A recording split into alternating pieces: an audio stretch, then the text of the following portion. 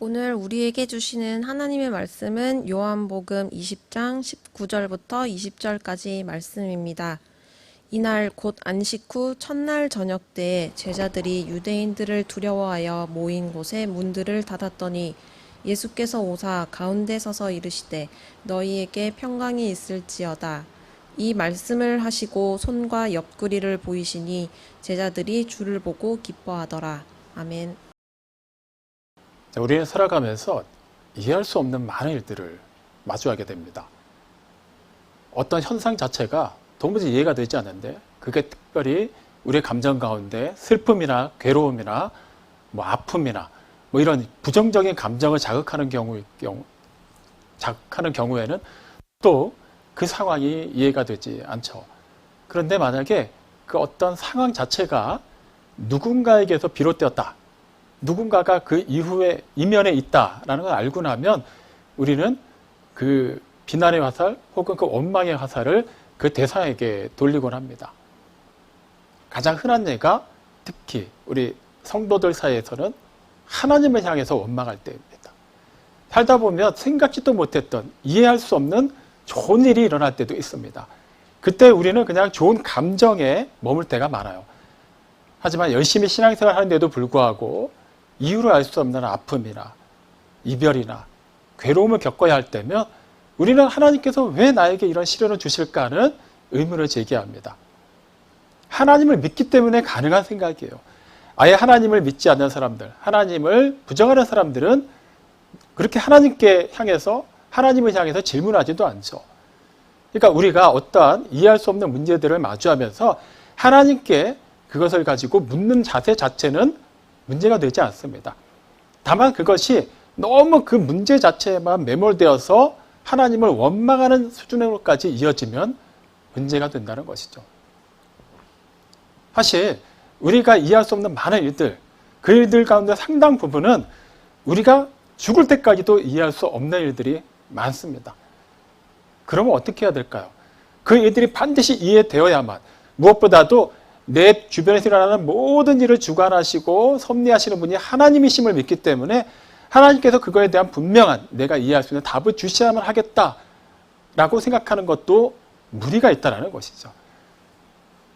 창조주 하나님의 그 깊으신 뜻을 피조물인 사람은 완전하게 이해할 수가 없습니다. 만약에 그게 가능하다면 그분은 일단 전능하신 하나님이실 수가 없죠.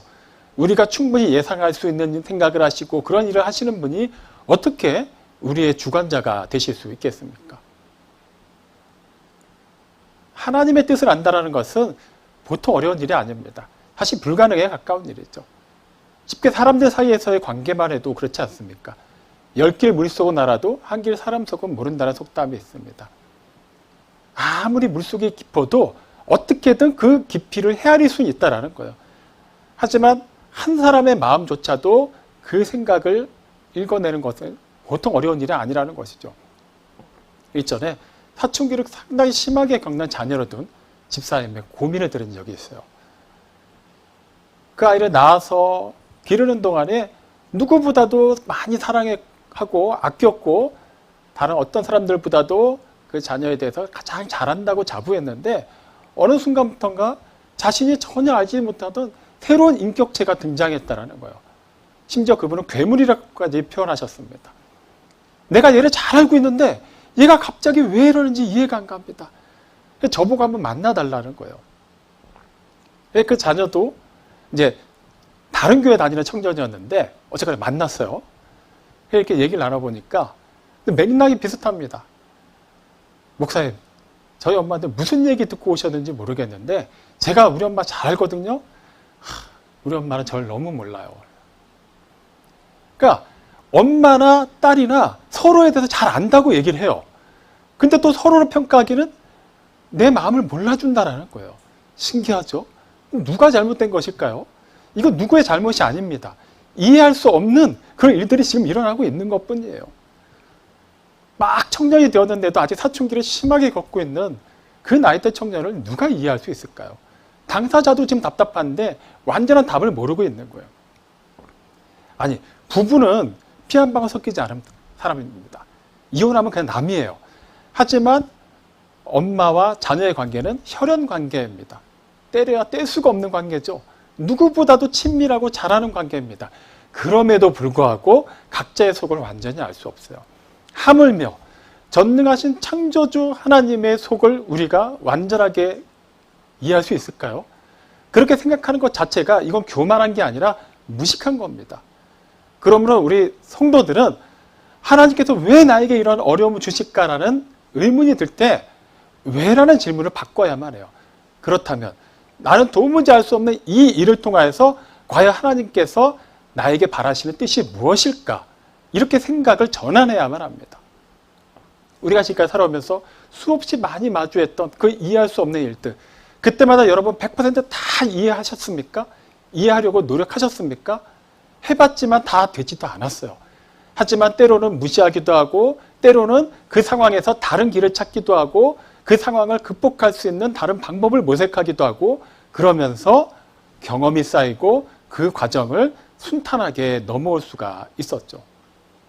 그러므로 우리도 하나님께서 반드시 이 모든 일을 통해서 이루시는 뜻이 있다는 것을 알고 있다면 당장은 이해가 되지 않더라도 하나님 계획하신 놀라운 일이 있다는 것을 믿고 그러면 아직은 모르지만 장차 깨닫게 되는 그 순간에 이르기까지 지금 당장 나는 무엇을 해야 될 것인가 이렇게 생각을 바꿀 필요가 있다는 것이죠. 로마서 8장 28절이 그거에 대해서 분명한 약속의 말씀을 우리에게 주고 있습니다.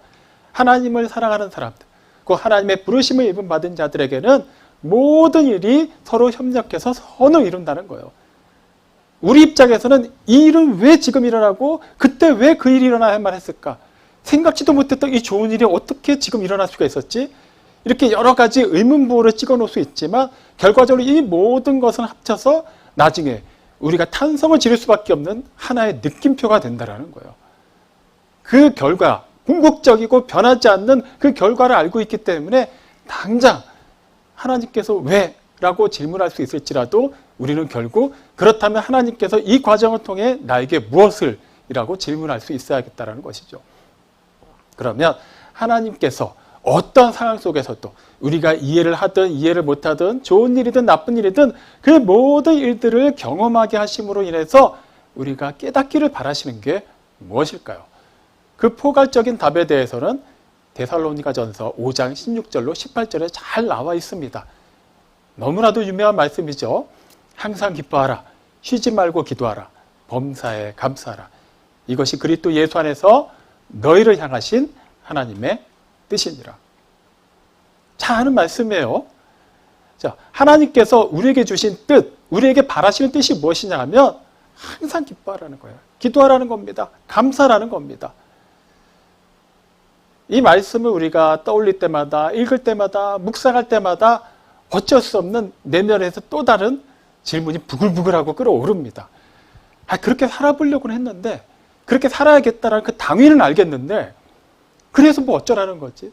그 다음이 영 우리가 마음에 드는 결과로 이어지지 않더라는 거예요. 실제 예전에 어떤 한 집사님이 이렇게 이 본문을 가지고 제가 이렇게 설교를 하고 난 그 예배 시간 다음이었어요. 식사 시간 때 저한테 슬그머니 오시더니 약간 불만이 가득한 표정으로 따지시는 겁니다. 목사님, 오늘 그 말씀 제가 그대로 살아봤을까요? 안 살아봤을까요? 보통 그렇게 질문하신 분들은 답이 뭡니까? 살아봤다라는 거예요. 네. 근데 그렇게 해봤는데 뭐 달라진 게 없더라는 것이죠. 어떻게 보면 그분은 그렇게 말하실 수 있는 상황이긴 했어요. 그 당시 그분이 계속해서 오랫동안 해오시던 사업이 좀 많이 어려움 가운데 있었습니다. 그리고 가정에도 좀 이렇게 말 못할 많은 아픔이 계속해서 쌓여있는 상태였어요. 그러니까 이분은 가정에서나 사업장에서나 만나는 모든 관계 속에서 결코 마음이 편하지 않은 겁니다. 그래서 계속 기도하신 거예요. 이분 표현을 그대로 따르면 자기가 하도 스트레스 받고 너무 힘들다 보니까 자기도 모르게 자꾸 인상을 쓴다는 소리를 들어서 의식적으로 표정 관리까지 해가면서 막 웃는 표정을 지어가면서 웃으려고 노력했고 사소한 거에도 감사를 표현하려고 힘썼다고 합니다. 뭐 기도를 뭐 계속해서 하는 거는 말할 것도 없었겠죠. 한동안 정말 작정하고 그렇게 해봤대요. 근데 사업은 여전히 어려웠습니다. 가족들 사이의 불안은 전혀 해결되지 않았어요. 그러니까 이분이 그냥 시험에 들고 만 거예요. 아니 평상시 그냥 대충 신앙생활 할 때도 아니고 작정하고 내가 어느 상당 기간 동안 이렇게 말씀대로 한번 살아보려고 노력했는데 달라진 게 하나도 없다라는 것이죠. 어차피 이 세상 삶은 그냥 고난의 연속이고 죽고 나서 천국 가는 거니까 그냥 그런갑다 하고 받아들이고 살아야 되나 보다. 약간 신앙 회의주의자가 돼버린 거예요. 근데 마침 데살로니가전서 5장 16절에서 18절 말씀이 본문으로 등장하니까 이분이 그냥 거기서 뭔가가 이렇게 틀어진 거예요. 그게 따지러 온 겁니다, 저한테. 그래서 목사님은 정말 그렇게 열심히 기도하고 기뻐하고 감사하며 사십니까? 그때 뭐가 달라지던가요? 저도 그분에게 똑같이 말했습니다. 뭔가 확실한 삶의 역전이 일어나지는 않았습니다. 상황이 달라지지는 않은 것 같아요. 저도 마찬가지입니다. 그제서야 이분이 표정이 좀 이렇게 풀어지는 거예요. 그렇죠? 어쩔 수 없는 거죠? 하지만 어쩔 수 없는 것은 아니라는 것이죠. 여러분은 어떻습니까?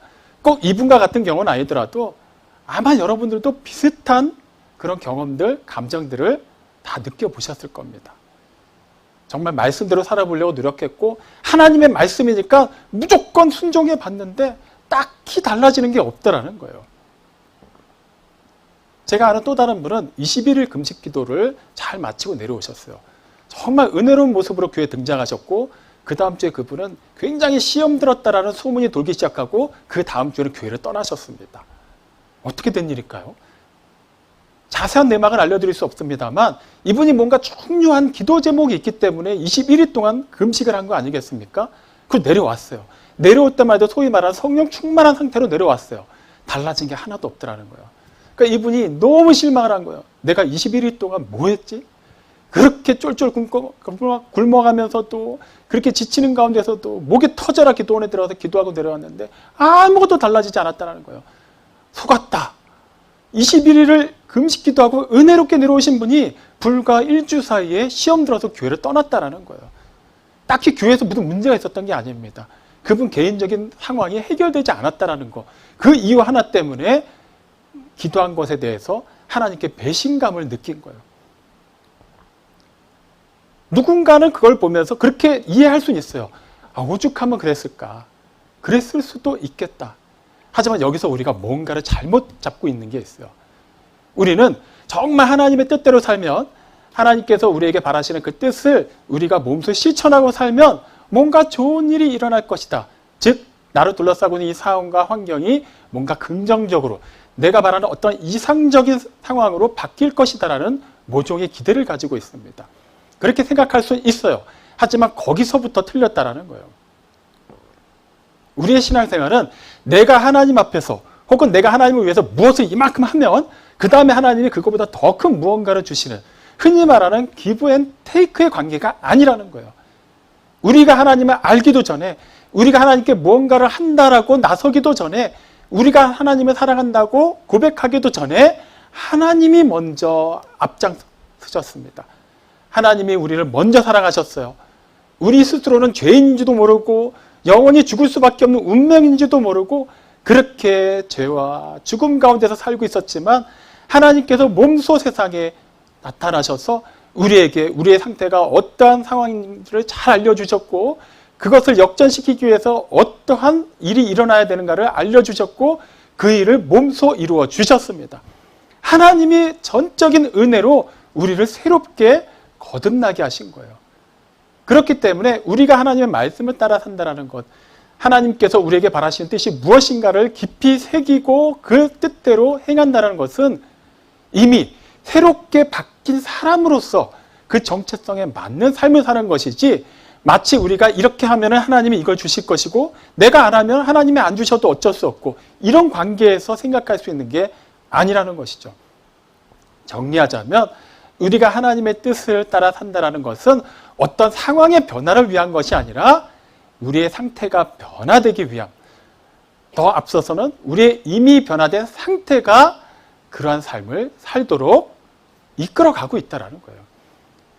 이걸 잘 잡으셔야만 합니다. 내가 이렇게 했으니까 이렇게 되겠지가 아니라 나는 충분히 이렇게 할 수 있는 상태가 되었기 때문에 하나님이 그렇게 우리를 거룩하게 구별하셨기 때문에 우리는 그렇게 살아야만 한다는 거예요. 도저히 기뻐할 수도 없는 상황이고, 기도하기에는 왠지 기도 제목이 족족 응답받는 것 같지도 않고, 감사는커녕 원망하고 불평할 만한 일만 가득한 것 같을지라도 당연히 누구라도 그 상황에서는 불평할 수 있고 기도 안 하고 그냥 화를 내고 분노할 수도 있지만, 적어도 우리는 하나님의 자녀로 거룩하게 구별된 우리는 그러한 것들을 초월해서 그 상황만을 보는 것이 아니라 이미 그 상황을 충분히 극복할 수 있는 상태가 된 자로서 그 너머의 결과를 보고 나아갈 수 있어야 된다는 거예요. 아직 갈 길은 멀지만 분명한 종착지가 있다는 것을 알고, 그 종착지에서는 영원한 생명이 있다는 것을 알기 때문에 잠깐 멀게 느껴지는 이 길, 가는 길이 험하기도 하고 때로는 지치기도 할지라도 그것 때문에 잠시 지칠 수도 있고 쉬어간다고 멈출 수도 있지만 결코 우리는 넘어질 필요가 없다는 거예요. 뒤돌아갈 이유도 없고 거기서 포기할 만한 어떠한 근거도 없다는 겁니다. 예수님이 처음에 제자들을 부르실 때 대부분의 제자들은 어부였죠. 그들에게는 고기를 낚는 일이 익숙했습니다. 그들을 부르실 때 대표적으로 하신 표현이 무엇인가요? 마태복음 4장 19절에 잘 나와 있습니다. 나를 따라오라. 이제부터는 내가 너희를 사람을 낚는 어부가 되게 하리라. 예수님은 제자들을 부르시면서 너희가 내 제자로서 제자도의 길을 간다면 정말 모든 것이 잘 될 것이다. 너희 집안도 잘 될 것이고 너희가 바라는 그 이상, 이스라엘이 로마의 압제를 극복하고 강력한 나라로 회복되는 것 다 이루어질 것이다. 그런 약속 전혀 안 하셨습니다. 원래 어부였는데 이제는 사람을 낚는, 다시 말하면 사람을 어떻게 이렇게 꼬시는 그런 게 아니라 정말 사람의 영혼을 긍휼히 여길 줄 알고 그들에게 하나님 나라의 복음을 전할 줄 아는 사람들을 위한 어부가 되게, 즉 제자들을 바꿔주신다라는 거예요. 제자들이 예수님을 따르기 시작하면서부터 세상이 확 바뀌었나요? 전혀 바뀌지 않았어요. 유대인들이 가지고 있는 선민의식 그대로였습니다. 그들 가운데도 종교 지도자들은 자신들이 가지고 있는 그 종교적인 우월감 그리고 그 기득권을 바탕으로 해서 많은 사람들을 하찮게 보고 자신들을 의롭게 여겼어요. 로마의 지배는 여전했습니다. 소위 이방인이라고 불리는 사람들은 유대인들에게 많은 무시를 당하는 것도 바뀌지 않았습니다. 제자들은 그전에도 가난했고 제자가 된 후에도 가난했습니다. 달라진 게 뭐죠? 그들이 달라진 거예요. 전혀 상황이 바뀌지 않았지만 그 상황을 바라보는 그들의 시야가 달라졌습니다. 그 상황에만 시선을 고정하지 않고 그것을 꿰뚫고 그 너머에 있는 영원한 하나님의 나라, 이미 임한 하나님의 통치를 받아들일 수 있는 자들이 된 거예요. 그래서 고린도후서 5장 17절은 누구든지 그리스도 안에 있으면 새로운 피조물이라고 얘기해요. 누구든지 그리스도 안에 있으면, 예수님을 그리스도로 영접해서 잘 믿기만 하면 그 사람이 처해 있는 모든 상황이 새로워질 것이다가 아니에요. 그 사람이 새로운 피조물이 된다는 거예요. 새로워진 사람으로서 이제는 똑같은 상황을 맞이하더라도 기존과는 전혀 다르게 반응할 수 있다는 거예요. 예전엔 굉장히 벅찬 일이었는데 이제는 그냥 기합 한번 딱 주면 얼마든지 극복하고 넘어갈 수 있는 그런 수준으로 그리스도의 충만한 분량에 이르기까지 계속해서 자라가게 된다는 겁니다. 예전에 제가 대학 청년부 시절에, 그때는 서울에 버스 전용 차선이 없을 때입니다. 그렇기 때문에 출퇴근 시간 아니면 굉장히 차가 많이 막히는 구간이면 버스든 승용차든 똑같이 막혔어요.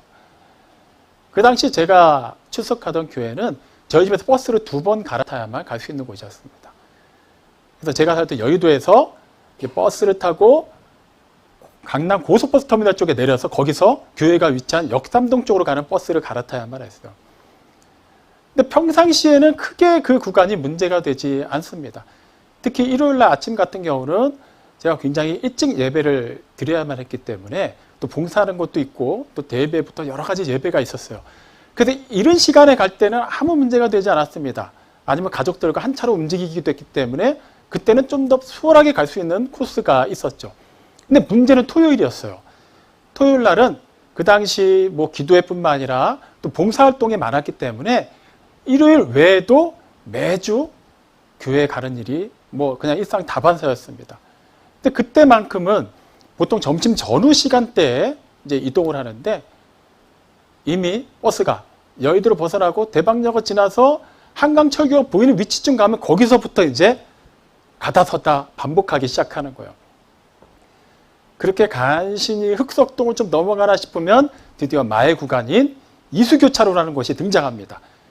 국내 편충원 그 이제 앞쪽에 있는 교차로죠. 거기서는 보통 주일날 만약에 일찍 제가 버스를 타고 거기 지나가면 한 3분이면 지나갈 수 있는 거리예요. 그 구간부터 구반포까지. 그런데 토요일날 제가 교회 가는 시간대는 3, 40분은 보통이었습니다. 더한 날도 있었어요. 대개 제가 타는 곳이 이렇게 버스가 회차하는 지역이었기 때문에 저는 늘 앉아서 갔거든요. 크게 힘들지는 않았습니다만 지루한 건 어쩔 수가 없죠. 그 구간이 되면 그냥 마음을 놓고 저는 제가 할 다른 일을 합니다. 뭐 책을 볼 때도 있고 신문을 볼 때도 있고 그때는 뭐 스마트폰이 없던 시절이죠. 뭐 이어폰을 꽂고 음악을 들을 때도 있었어요. 창밖을 멍히 바라볼 때도 있었고 그 졸리면 그냥 그대로 잠들기도 했습니다. 아무리 자도 뭐 놓칠까 봐 걱정할 일이 없었어요. 실컷 자고 일어나도 여전히 이수교차로 안에 있을 때가 상당했거든요. 그러다 어느 날 똑같이 저는 막히는 구간에서 자리에 앉아서 책을 보고 있었어요.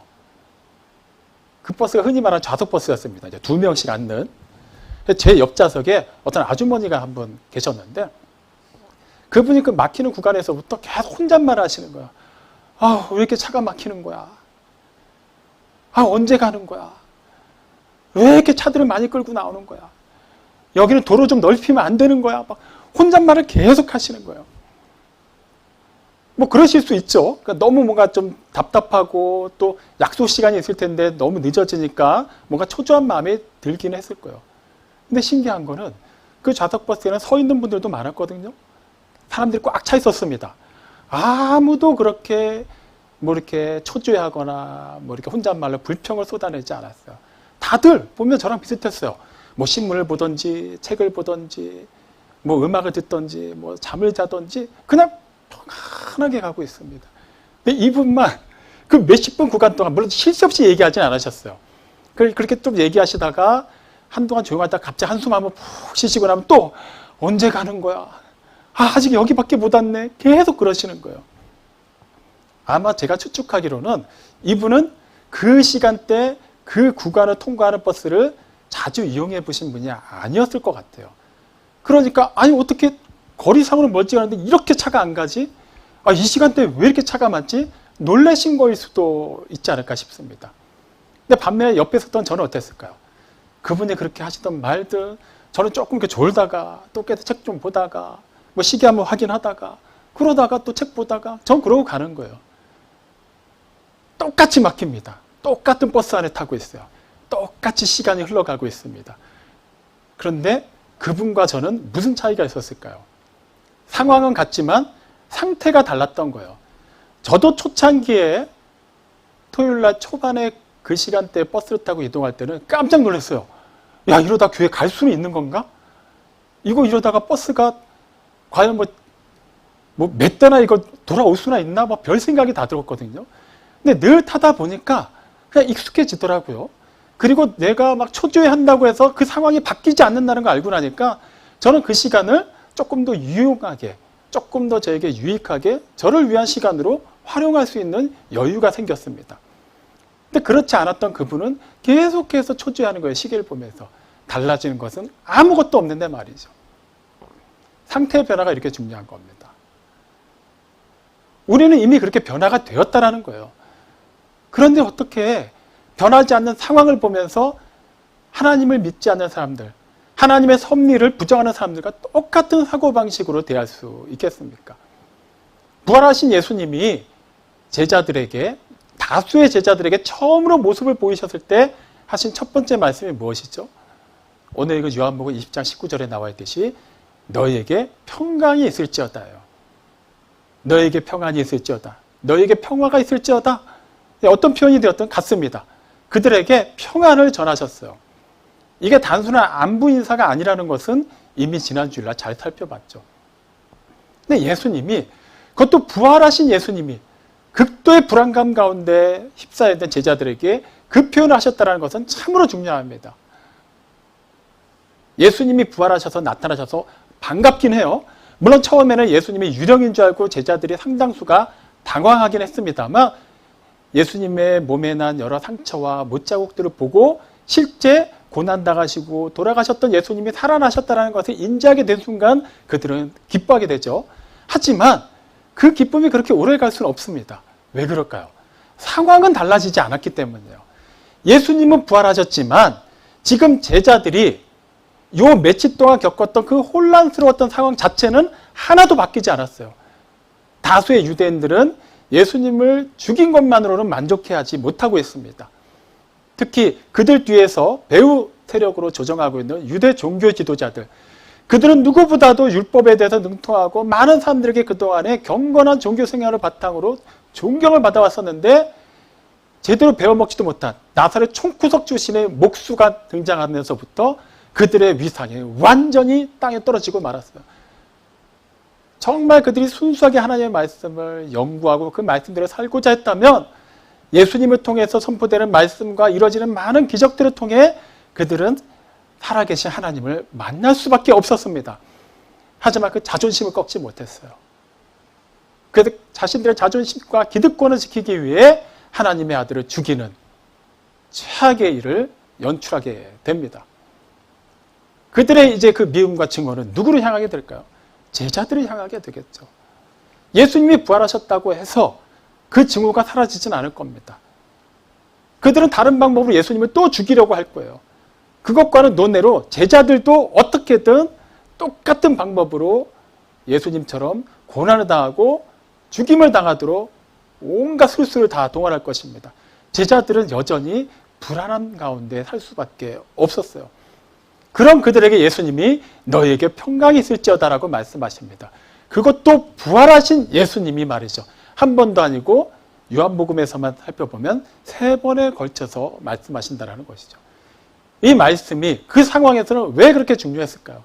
상황 자체가 바뀌지도 않는데 말씀으로만 너에게 평안이 있을지어다라고 말씀하신들 그게 무슨 의미가 있을까요? 제자들은 지금 결코 평화롭지가 못한 상황이거든요. 아마도 그들 입장에서는 그럼 우리가 절대적으로 평화로울 수밖에 없는 그런 어떤 환경을 좀 만들어 주십시오. 이런 마음이 굴뚝 같았을지도 몰라요. 하지만 예수님은 그거에 대해서 어쩌면 그들이 마음속에 품었을지도 모르는 그런 생각에 대해서는 구체적인 무언가를 제시하지 않으셨습니다. 다만 평안을 제시하실 뿐이죠.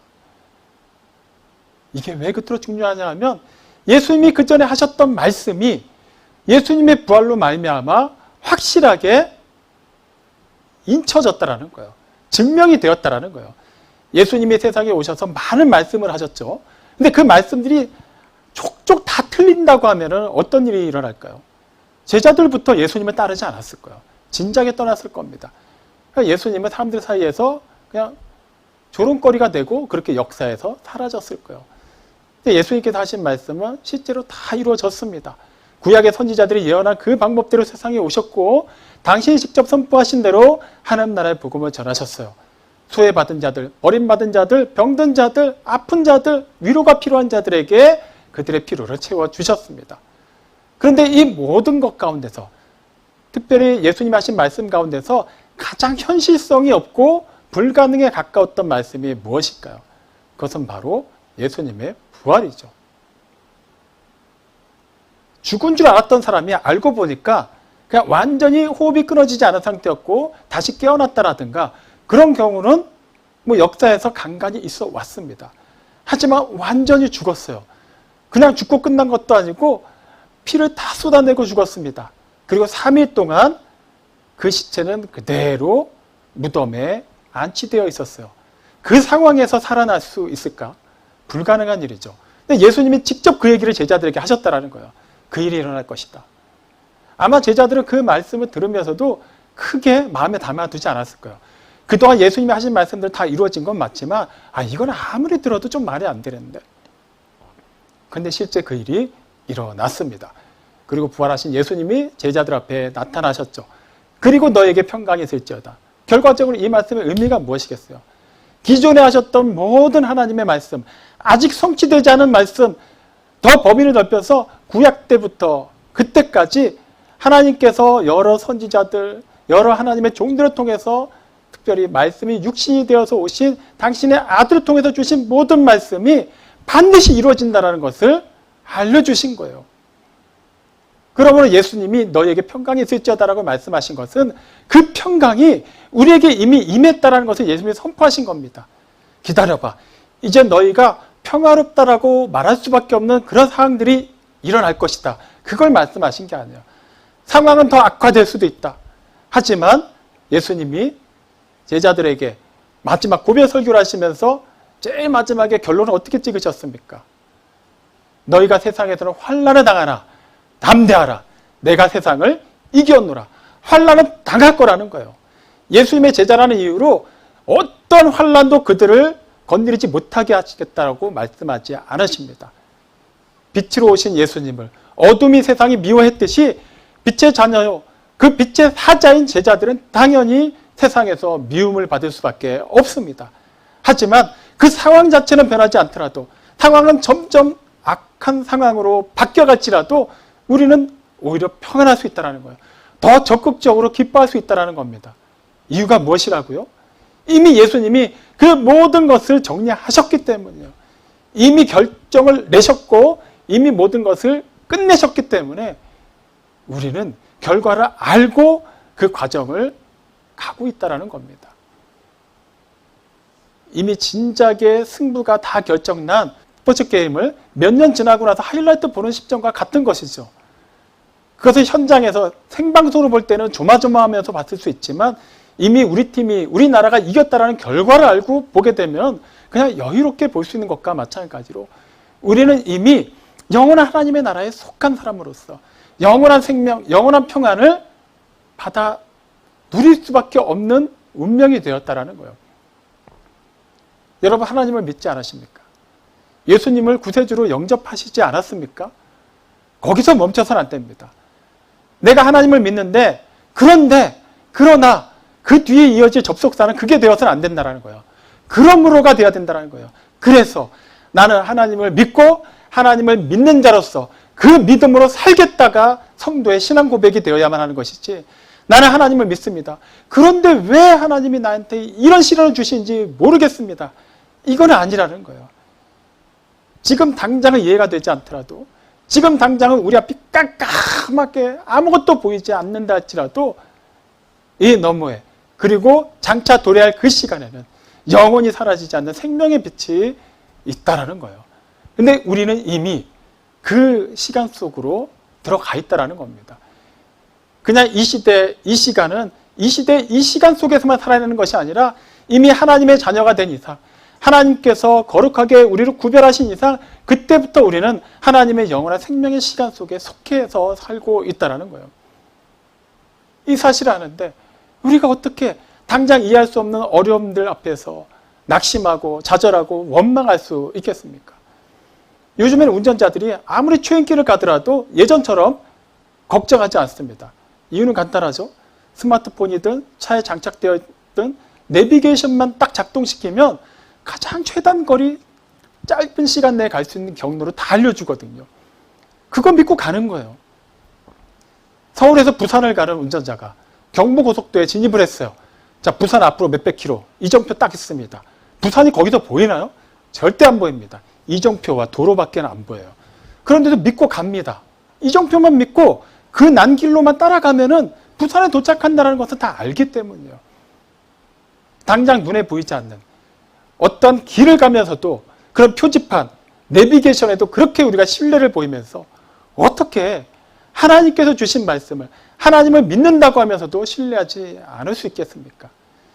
예수님께서 요한복음 14장 6절에서 당신이 바로 하나님께로 나아갈 수 있는 길이요 진리요 생명이라고 말씀하셨어요.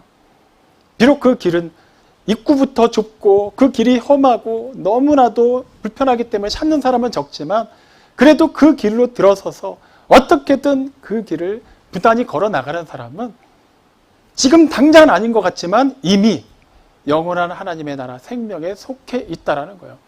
그러니까 그렇게 살라는 것입니다. 지금 당장의 일에 일희일비하지 말고 궁극적인 결과를 아는 자답게 좀 담대하게, 좀 배포 있게, 그렇게 여유 있고 그렇게 기쁨 가운데 감사하며 살아가라는 거예요.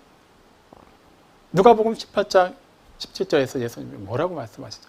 굉장히 충격적인 말씀하십니다. 결단코라는 단어 쓰셨어요. 그러니까 반드시 이렇게 된다라고 말씀하신 겁니다. 그 핵심이 무엇이죠? 누구든지 하나님의 나라를 어린아이와 같이 받아들이지 않는 자는 결단코 거기에 들어가지 못하리라. 그냥 하나님이 아예 못을 박으셨어요. 이거는 예외가 없어. 무조건이야. 절대 하나님의 나라에 들어갈 수 없는 사람이 있는데 그 사람이 누구냐 하면 어린아이처럼 순수한 마음으로 하나님을 신뢰하지 않는 사람, 하나님의 통치를 받아들이지 않는 사람은 들어갈 수 없다라는 거예요.